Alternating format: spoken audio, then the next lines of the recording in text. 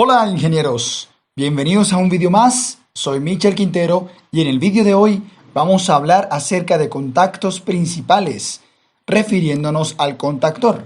Este vídeo hace parte del curso de accionamientos electromecánicos, así que les invito al final del vídeo a poder revisar la lista de reproducción de accionamientos electromecánicos y no se pierdan ninguno de estos vídeos. Vamos a ver contactos principales, qué es la robustez eléctrica que necesitan estos contactos principales y los tipos de apagado de chispas, como lo son el soplado por autoventilación, las cámaras desionizadoras, la transferencia y fraccionamiento del arco y el soplo magnético. Recuerda, suscríbete a este canal, déjame un like y comparte en tus redes sociales y no te olvides de activar todas las notificaciones dándole clic a la campanita. Con eso no te perderás ninguno de los vídeos. Vamos entonces al tema. Comenzamos con los contactos principales. En vídeos anteriores veníamos explicando lo que son prácticamente los contactos principales. Aquí vemos, por ejemplo, en esta gráfica, en donde tenemos todo el circuito magnético. Si se dan cuenta, tenemos unos contactos fijos y unos contactos móviles que se moverán con esta parte móvil de la armadura, considerando la corriente de magnetización de esta bobina. Su función es establecer o interrumpir el circuito principal, es decir, permite o no permite el paso de corriente hacia la carga. Deben calibrarse a la corriente que van a permitir a la carga, es decir, la corriente máxima que deben soportar estos contactos debe ser suficientemente grande para soportar la corriente que demanda la carga que se encuentra conectada aguas abajo del contactor. Con el tiempo, estos contactos se van a desgastar.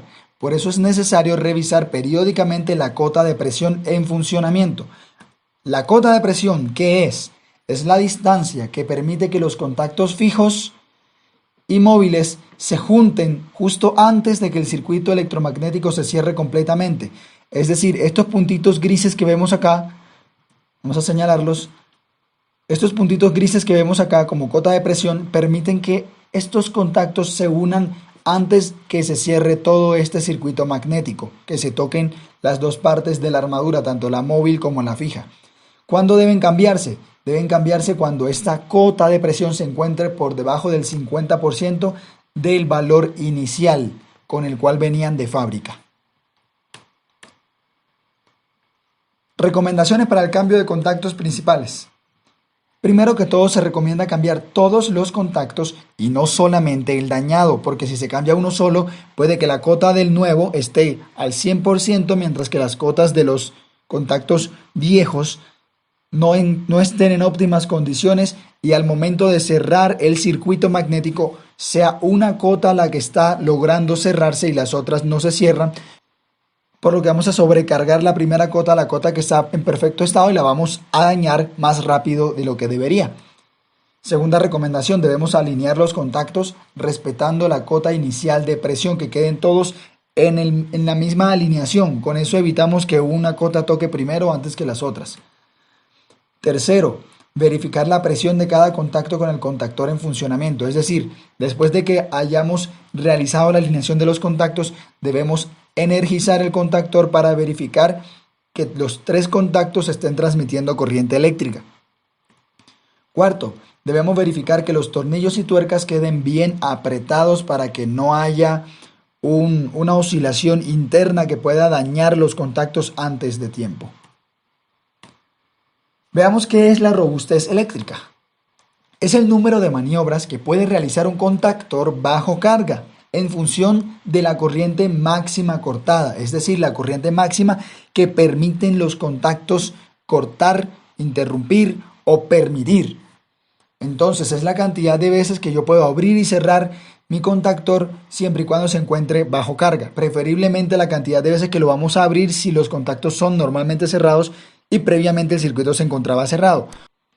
Los contactos principales son normalmente abiertos, pero como les decía, hay unos casos específicos en donde estos contactos pueden ser normalmente cerrados. Tienen sus aplicaciones particulares. Los contactos se fabrican con intensidades nominales desde los 9 amperios a los contactores más pequeños hasta 2000 amperios en corriente alterna para los contactores de mayor capacidad. Cuando un contacto bajo carga interrumpe el circuito, se produce una chispa entre el contacto móvil y el fijo. Esto hace que la corriente se interrumpa por unos milisegundos después de la apertura. ¿Qué sucede? Que cuando yo abro el circuito, se crea una chispa, un pequeño arco eléctrico.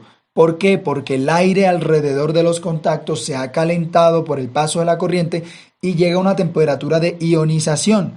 Y en ese punto el aire conduce electricidad. Y como conduce electricidad, vemos que se crea un arco entre estos contactos. Este arco debe extinguirse lo más rápido posible.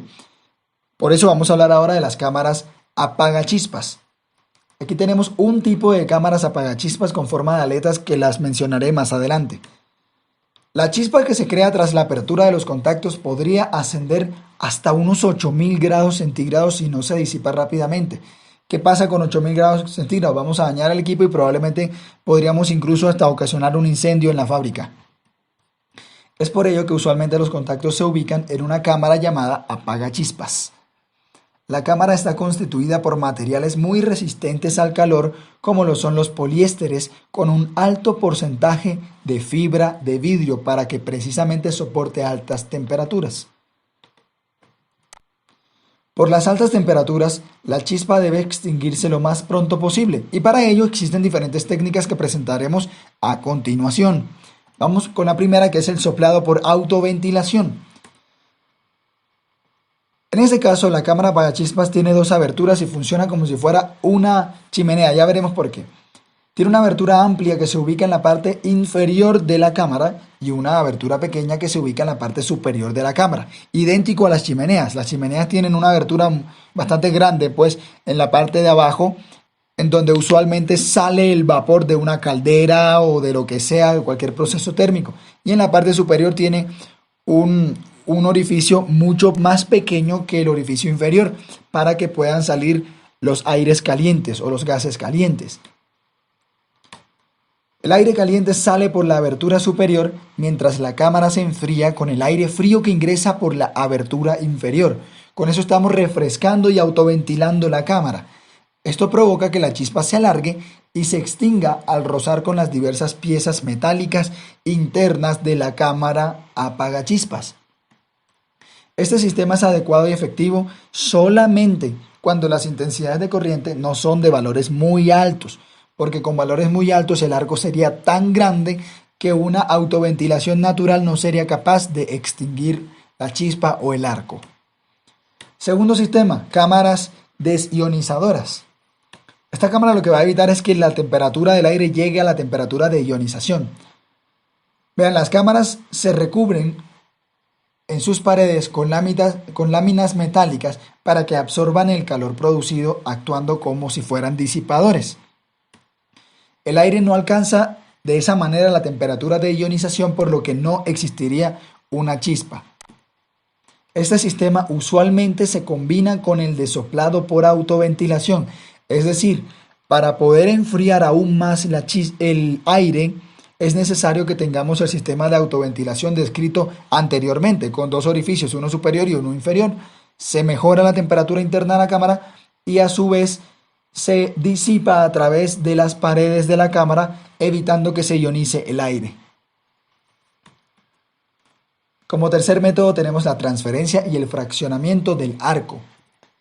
Este método divide la chispa en muchas chispas más pequeñas para que su extinción sea más rápida, fácil y sencilla. Para lograr esta división es necesario que el arco inicial pase rápidamente a unas puntas ubicadas en los extremos del contacto móvil.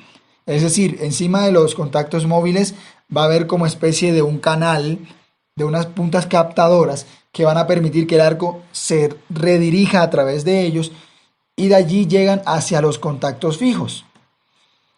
Con ello se logra primero un fraccionamiento, es decir, que los arcos vayan por estos pequeños túnelcitos, estas pequeñas guías, y las chispas sean divididas en pequeñas chispas y sean extinguidas más fácil.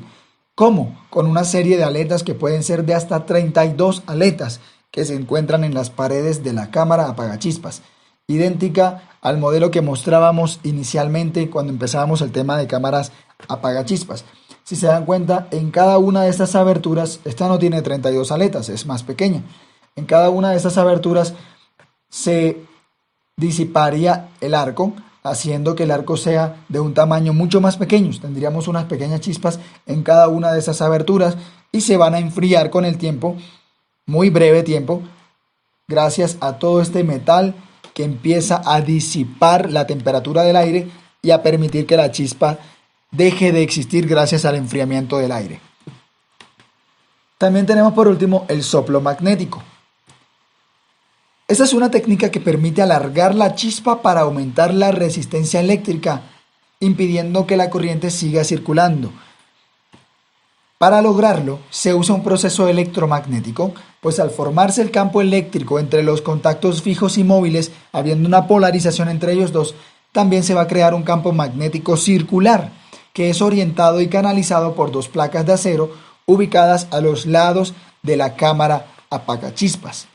El campo magnético es aumentado gracias a un núcleo de láminas que por repulsión magnética van a alejar el arco, desplazándolo y alargándolo. Y a lo que lo desplazan y lo alargan, lo que hacen, primero, se está disminuyendo la temperatura interna de la cámara y segundo, se está perdiendo la resistencia, se está aumentando la resistencia eléctrica del aire para que deje de conducir la electricidad y pueda así extinguirse el arco eléctrico. Este sistema necesita autoventilación para lograr una mayor eficiencia al extinguir el arco, es decir, necesitamos las aberturas superiores y la inferior con el propósito de enfriar internamente la cámara apagachispas. Ya estamos viendo que el método de autoventilación es útil para todos los otros métodos para que permita el enfriamiento interno de la cámara. El campo magnético debe ser tal que la extinción de la chispa se realice en un tiempo, cuidado con esto, ni muy prolongado porque ocasionaría el desgaste y daño prematuro de los contactos, ya que tendría que soportar unas temperaturas elevadas por más tiempo causando la erosión de los mismos, ni tampoco muy corto porque produciría sobretensiones, ya que es un efecto magnético de resonancia, capaces de producir perforaciones en los materiales aislantes, especialmente cuando los circuitos que se controlan son más inductivos que resistivos. Lograríamos que el campo magnético aumentara el nivel de tensión y esto va definitivamente a dañar todos los materiales aislantes y allí sí que vamos a acabar con los equipos. Esto ha sido todo por este video. Suscríbete a mi canal, dale like, dale click en la campanita para que tengas todas las notificaciones y nos vemos en el siguiente video en donde seguiremos revisando los conceptos básicos del contactor y nos aproximaremos a los contactos auxiliares. Hasta pronto, ingenieros.